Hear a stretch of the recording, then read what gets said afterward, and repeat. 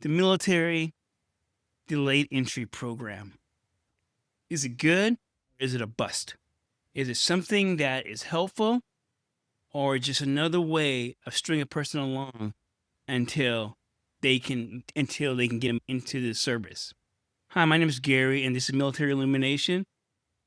We're a podcast that talks about things that the military don't want you to know about. We kind of illuminate the things that are out in the open, but are hidden. It's a podcast for anyone who's considering enlisting in the military, mainly high school students, okay, or up to 24 years old. But it also could be beneficial to people who are already in or who know someone who is thinking about joining or a family member. Today, I'm going to address the delayed entry program. It's a way that the military can snag, encapsulate, handcuff seniors. Is it a good? Is it bad? Does it make a difference? Should a student go into the delayed entry program? That's what we're going to talk about today. That's what I want to share with you today is the delayed entry program. And basically, in a nutshell, a student, I'm going to use a high school student, decide that they want to join the military, right? But they're still in school. So what they'll do is basically the military will get their information, put some words on a contract, give them a date that they're going to move out or they're going to go to basic training. It could be up to a year. That's basically how it goes. It's very simple. It's just that they're committing. It's like I guess we say like a letter of intent, if you would. But is it a good idea? I don't know. I was in the military. I went through the delayed entry program. My family, my brothers did, all three of them all went in. By January, they were all signed the dotted line. They had basic training already scheduled for July and June. They already knew. They were a done deal. For a lot of times, for a lot of seniors, it's something that helps them look at their future. Okay. Now once they leave high school, they're going to have some place to go. Or they're going to get a benefit out of it. So they can see that their goals and dreams are going to be met through the military, whether it's getting money for school or college, whether it's learning a trade, whether it's just getting out of the house, just getting out of the city. Whatever they were sold on by the recruiter is in their grasp, and they're excited, and they're happy, right? But the question is, if you take a closer look at it, is it really a good thing?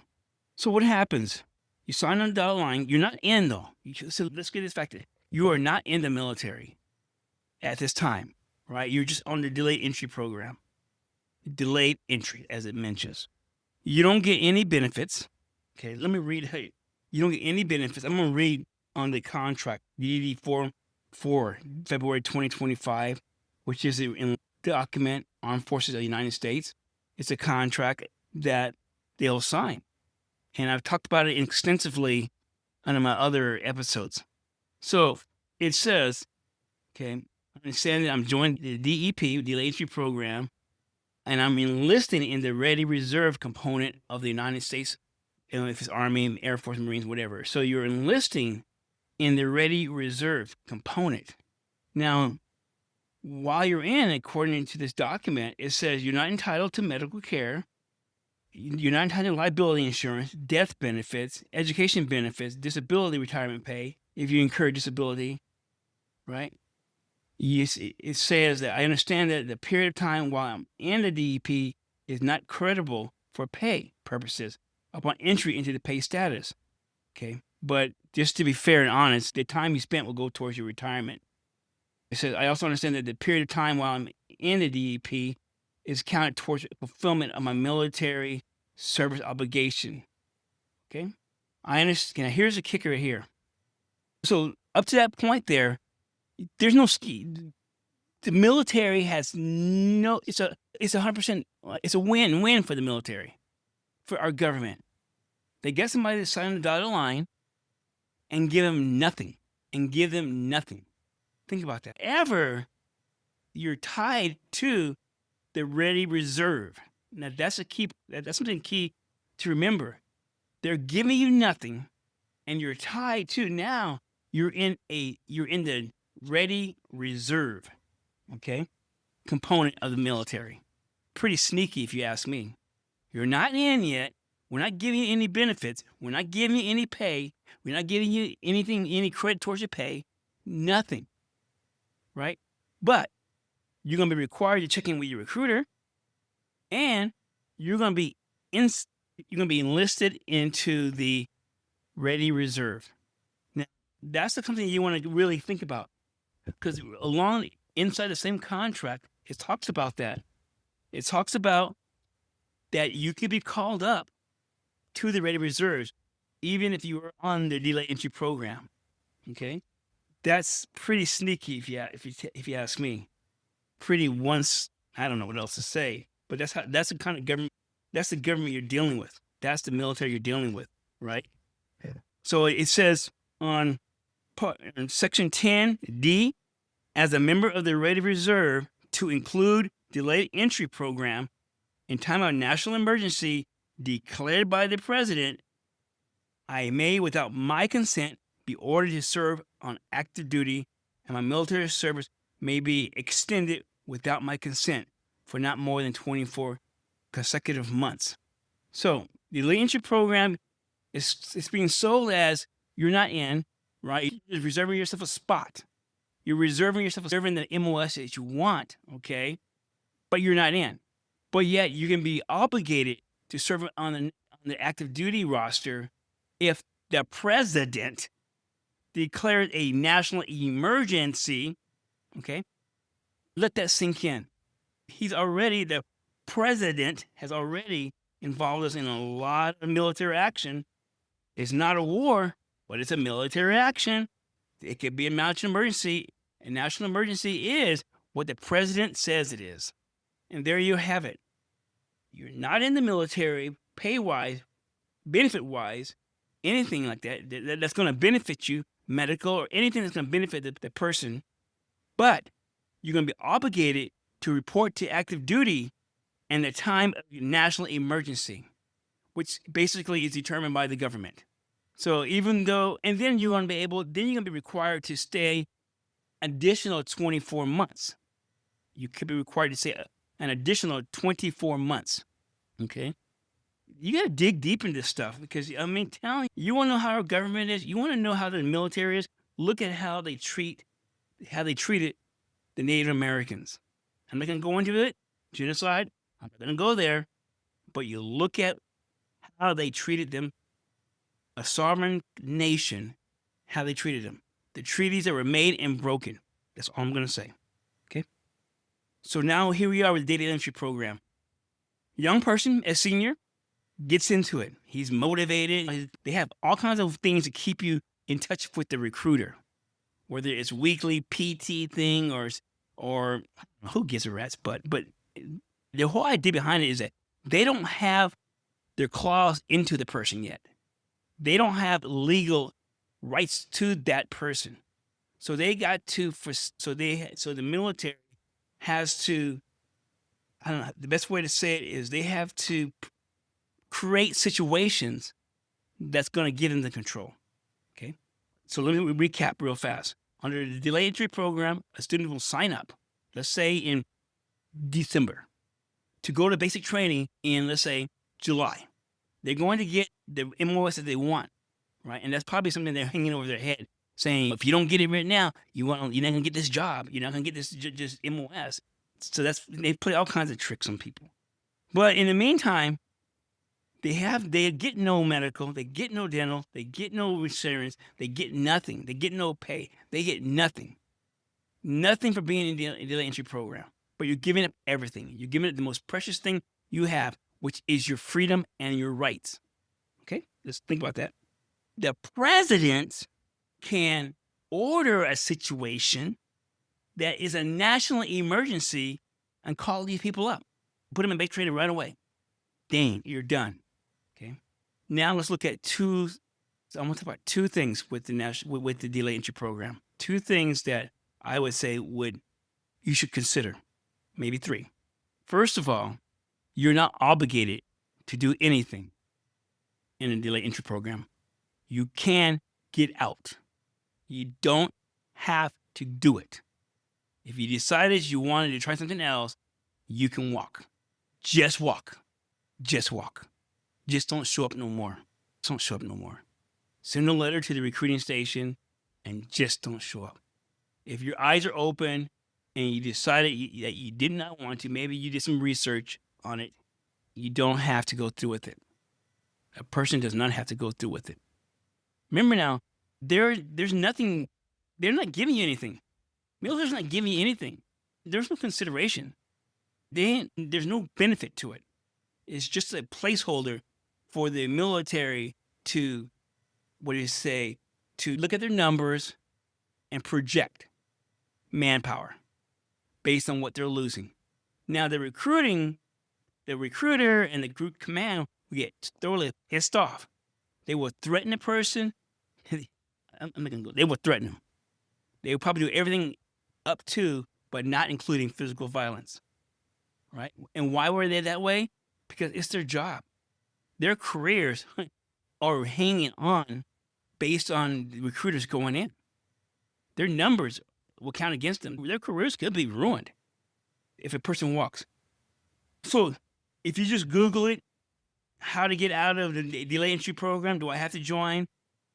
You'll find there's plenty of outlets that you can hook up with and get the information, and they'll walk you through the process. You don't have to go. Just don't. If you decided to go, just cut off all communications with the military. Just cut it off. Don't get on that plane. I think I heard on the website they sell, you can talk with, you're going to go there to the basic training place and tell them that you don't want to be in the military. Or you do the paperwork there. They have paperwork. There's all kinds of lies and people will tell you. But don't get on the plane. Don't go back to the MEP station. I think when I did my research on it, you have to be, when the sworn in part of it is when you're locked in. Up to that point, even then you can walk. What are they going to do? Who knows? But there's a couple that I want to, there are two websites, two pieces of information regarding not going through the delay entry program. One, you can Google it, GI Rights Hotline or GI Rights. Yeah, the GI Rights Hotline. Okay. And also the Military Law Task Force, 619-463-2369. You can call them up. They can tell you about all the rights that you have and stuff. So it's the Military Law Task Force, 619-463-2369. And also on the National Network Opposing the Militarization of Youth, or NNOMY.org. They have a lot of information about the DEP program or the Future Soldiers Training Program. They can give you the insights a person of what they have to do and how to avoid it. So, it's senior, high school, delay entry program.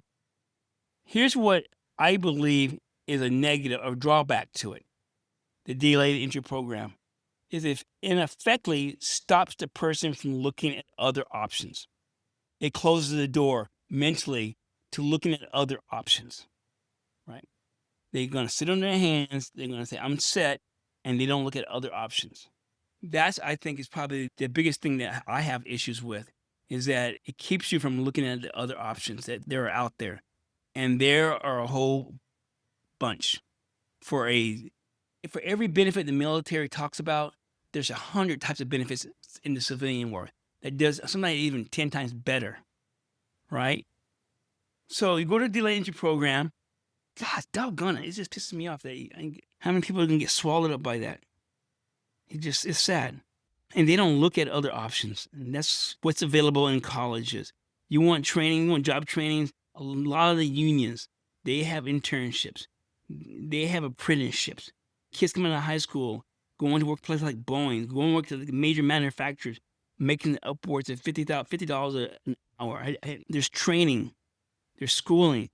Maybe you just you should get a job for it right now, right? You do some traveling. You need medical, you need benefits. It's out there. What's your future? What do you want to do? That's the question you have to ask yourself, is what am I trying to accomplish with my life at 18 and 19? And what are the options out there? And I'm telling you, there's a whole boatload of it. But when you get into the DEP, a lot of times people stop looking, and then that's where they get into trouble. They say they're all set. They've already signed on. They already committed to an organization that does not have their, and it's the military. I'm sorry to say that. We need a strong defense. I'm not gonna lie. We need that. We need men and women to serve in the armed forces. But doggone it, man, they got to serve because they want to serve without the thought of gain, of monetary gain or benefits, right? Because those benefits they're nothing when you really look at it compared to what it could be if you stayed in the civilian life. We should just have, I'm rambling on, just have a conscription type military draft. I think that's cleaner than trying to persuade someone that they're getting to a job and that they're going to have the same benefits that you get as a civilian, you get in the military, right? No, you're not. It's a different world. It's a different world when you go in there.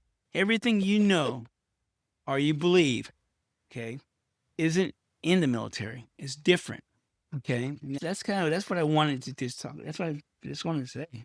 I know I said it's a simple conversation, but to me, this is a simple conversation. I think that's pretty much it. When you look at the delay entry program, is it a good thing? You have to decide, right? But if you have to decide. But when I look at three things, okay, what am I getting what am I getting in return for my commitment? Okay, that's the first thing you have to ask yourself. What am I getting in return for my commitment?